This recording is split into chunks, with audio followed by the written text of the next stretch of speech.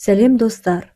Сегодня мы поговорим о том, что делает человека по-настоящему красивым, о доброте.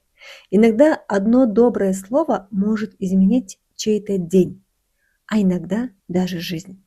Тема нашего сегодняшнего подкаста – мейірімділік, доброта. Мейірімділік – бұл жүректегі жылулық. Мейірімді адам күлімсірей алатын, көмектесе алатын адам. Кейде бір жылы сөз, бір қарапайым іс үлкен қуаныш сыйлайды.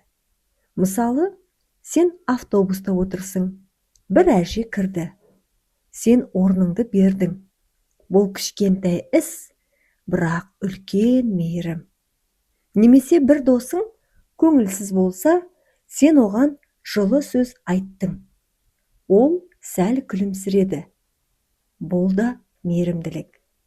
Мейірімділік тек сөз немесе іс емес, ол жүрек күйі. Мейірімді адам ренжімейді, түсінуге тырысады. Ол кешіре біледі. Өйткені мейірімді адам өзінде тыныштық бар екенін біледі. Бір дана сөз бар. Мейірімділік күн сияқты. Ол өз жылуын бәріне бірдей береді. Шынында да, егер сен мейірімді болсаң, айналаңдағы адамдар да өзгереді. Мейірім жұғады.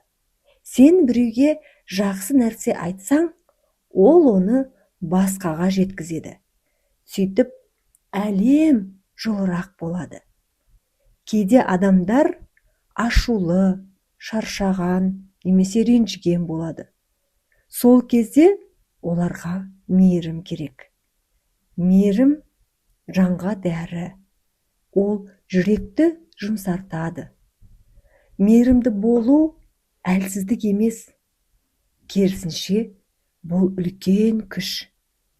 Өйткені ашумен емес, сүйіспеншілікпен жауап беру ерлік. Сондықтан бүгін бір адамға жылы сөз айт.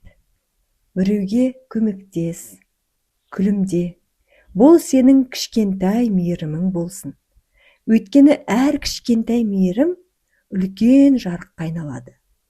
Ал жарық көп болса, өмір де әдемі болады.